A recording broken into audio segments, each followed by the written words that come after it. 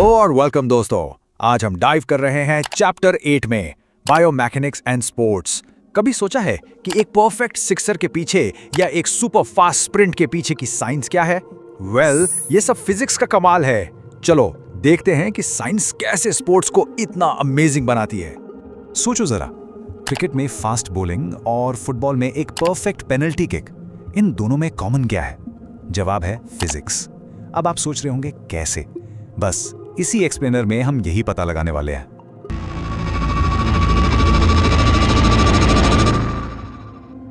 तो चलिए शुरू करते हैं अपने पहले सेक्शन से, बायोमैकेनिक्स का एक छोटा सा इंट्रो।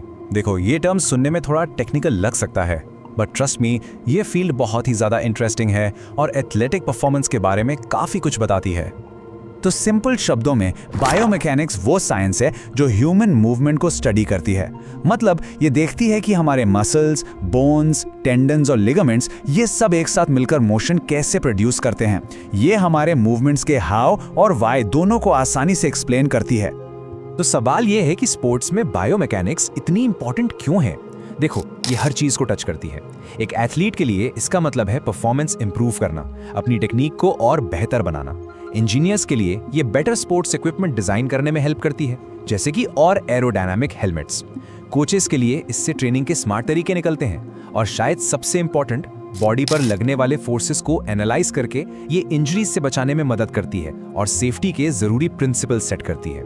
ये सब आगे रिसर्च को बढ़ावा देता है और एंड में प्लेयर्स को कॉन्फिडेंस देता है कि उनके मूवमेंट्स एफिशिएंट और सेफ हैं। अब बात करते हैं स्पोर्ट्स में मूवमेंट के फाउंडेशन की, न्यूटन्स लॉज ऑफ मोशन। ये 3 लॉज हर गेम और हर एक मूव के पीछे का सीक्रेट है। चलिए देखते हैं। ओके, तो पहले लॉ से स्टार्ट करते हैं। Law of inertia. ये बहुत सिंपल है।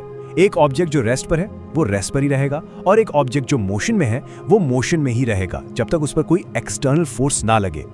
यहाँ पर जो मेन कॉन्सेप्ट है वो है इनर्शिया।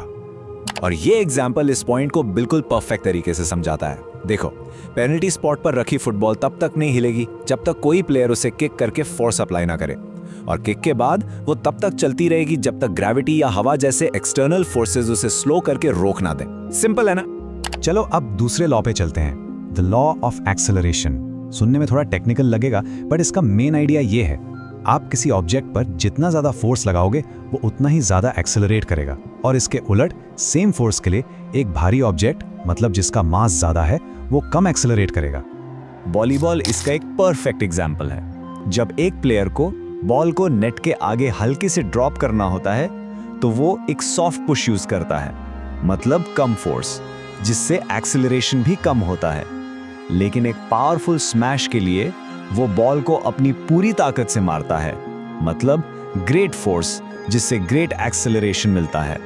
सेम प्रिंसिपल आप शॉटपुट में भी देखते हो, जहां ज्यादा फोर्स का मतलब ज्यादा दूरी होता है। और अब आते हैं तीसरे लॉ पर, जो शायद सबसे फेमस है, law of action and reaction. ये कहता है कि हर एक्शन के लिए एक इक्वल और ऑपोजिट रिएक्शन होता है। समझ लो, इसको अच्छे से समझना स्पोर्ट्स में गेम चेंजर हो सकता है। इन एग्जाम्पल्स को देखो। स्विमिंग में एक स्विमर पानी को पीछे धकेलता है, यह है एक्शन, और बदले में पानी स्विमर को आगे धकेलता है, यह है रिएक्शन।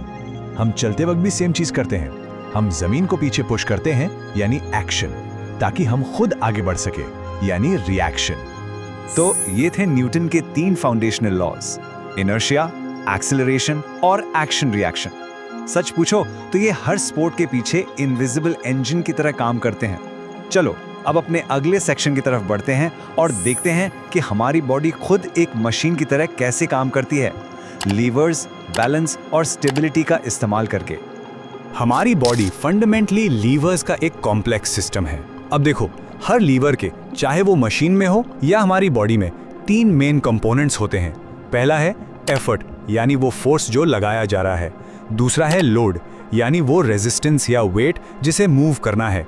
और तीसरा है फल्क्रम, जो कि पिवट पॉइंट है जिसके अराउंड लीवर मूव करता है। फर्स्ट क्लास लीवर में फल्क्रम एफर्ट और लोड के बीच में होता है, बिल्कुल एक सीसॉ की तरह।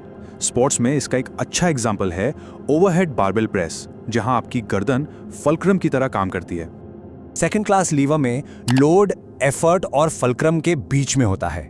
इसका सबसे अच्छा एग्जाम्पल है काफ रेजेस, जब आप अपने पंजों पर खड़े होते हो। स्प्रिंट में स्टार्टिंग ब्लॉक से पुश ऑफ करना भी इसका एक बेहतरीन एग्जाम्पल है।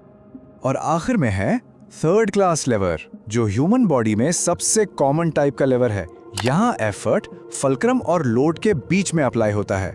जब भी आप बाइसेप कर्ल करते हैं या रोइंग में स्ट्रोक लेते हैं तो आप थर्ड क्लास लेवर का ही इस्तेमाल कर रहे होते हैं। चलिए अब बात करते हैं इक्विलिब्रियम की।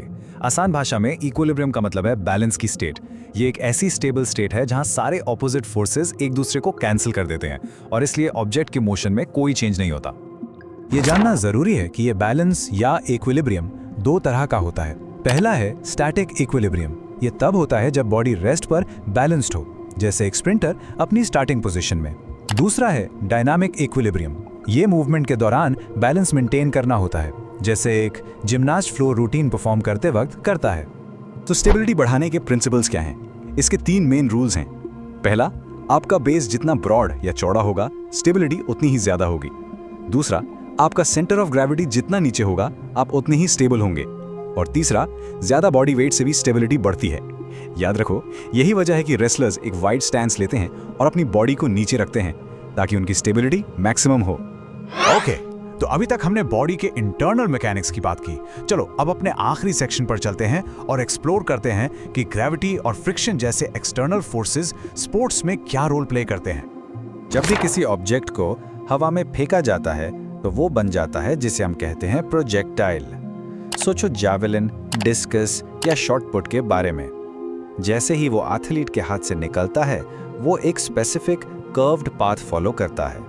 उस पाथ को, जैसा कि आप यहाँ देख सकते हैं, उसकी ट्रेजेक्टरी कहते हैं। अब इस ट्रेजेक्टरी को काफी सारे इंपॉर्टेंट फैक्टर्स अफेक्ट करते हैं। शुरुआत होती है इनिशियल फोर्स से, मतलब ऑब्जेक्ट को कितनी तेजी से फेंका गया।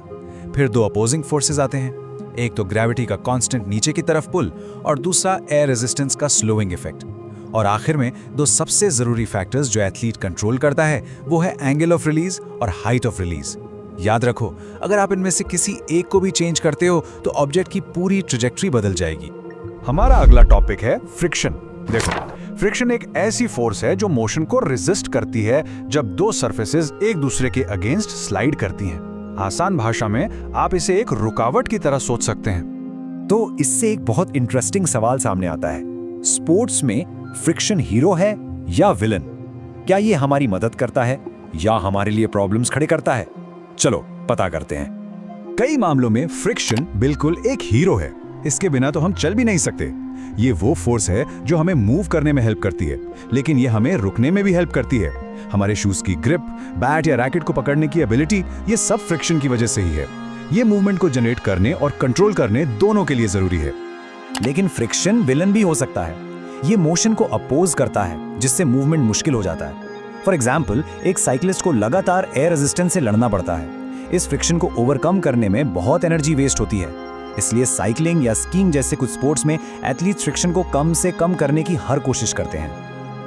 तो ये था पूरा चैप्टर। अगर पसंद आया तो सिर्फ एक कमेंट कर देना और अगला वीडियो किस टॉपिक पे चाहिए वो बता देना। तब तक के लिए upgrade yourself, otherwise you will be stuck in a loop.